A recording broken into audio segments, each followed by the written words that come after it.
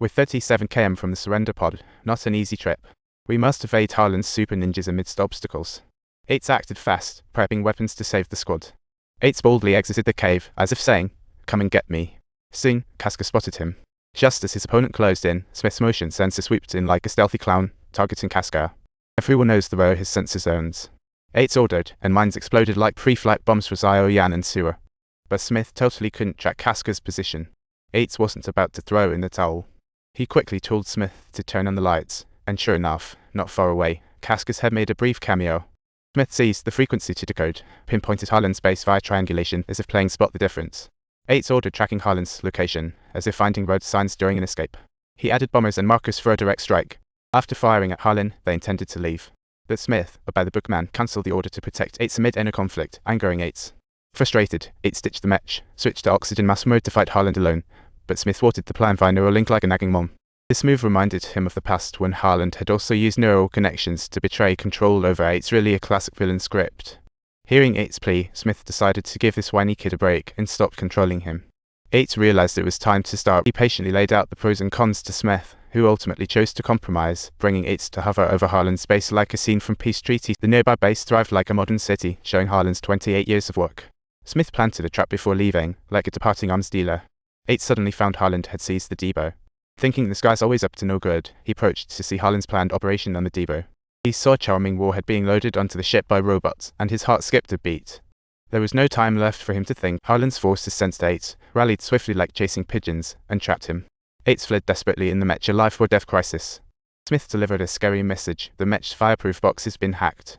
This sounded like an end-of-the-world message, and Ates found himself. The general on the ground received a signal from Ates, feeling like he got an alarm, but noticed something was off. Other soldiers seemed. The depot appears out of control, with dire consequences.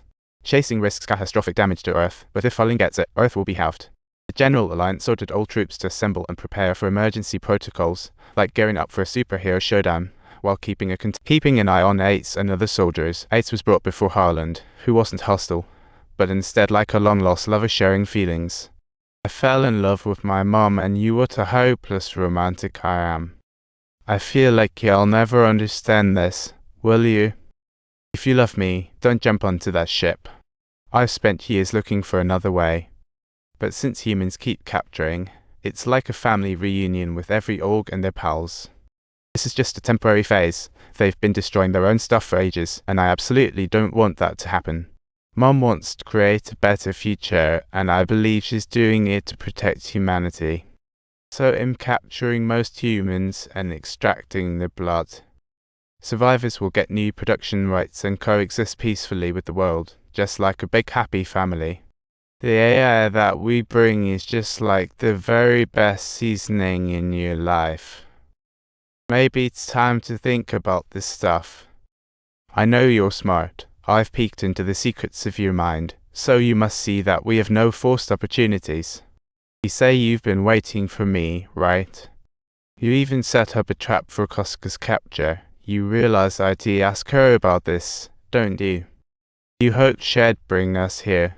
Then, well, given the situation, I really need to reconsider. And then, regarding the front top of the iron plate, At this moment, Ates realized he had fallen into Harlan's trap, filled with regret. Harlan built a defense system for Earth, and with its solid as a rock, only ships with the right code can pass. Ates, a senior intelligence officer, must have access codes. With his consent, Harlan's ship can bypass the security system. Harlan planned to launch a pro-bullet canister to ignite the atmosphere and wipe out humanity, bypassing Earth's defenses. So she needed 2 codes. She got one from Ates and now snagged another one from Ates' classic sisterhood tactics. Harlan prepped her crew for the big destroy Earth plan, leaving Ates as the sole survivor. After she left, Ailey delivered Ates some good news, namely, Ailey lent her connector to Ates as if she were Wonder Woman. Sure enough, just as expected, Smith awoke once again. Ates was nervous and unwilling to trust anyone, so he and Smith weren't fully in sync yet. At this moment, she wanted to buy a used car but worried her budget wouldn't cut it to talk about a car buying battle. Don't worry, check the used car section. More choices await. Search discount models for reduced prices and cart subsidies. Find discounts available. Click bottom left for details. Ates confesses his plight, a drama worthy of TV.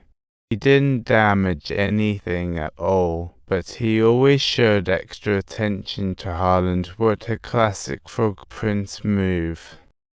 He was just more interested in her, such a lover thing. So I asked him to make me better, just sitting back and watching the plot twist. I thought if I was better than him, she'd notice me more. He said he could change the brainwaves in 2 modes, but Mom wouldn't admit it. I could only silently disdain him for encouraging her.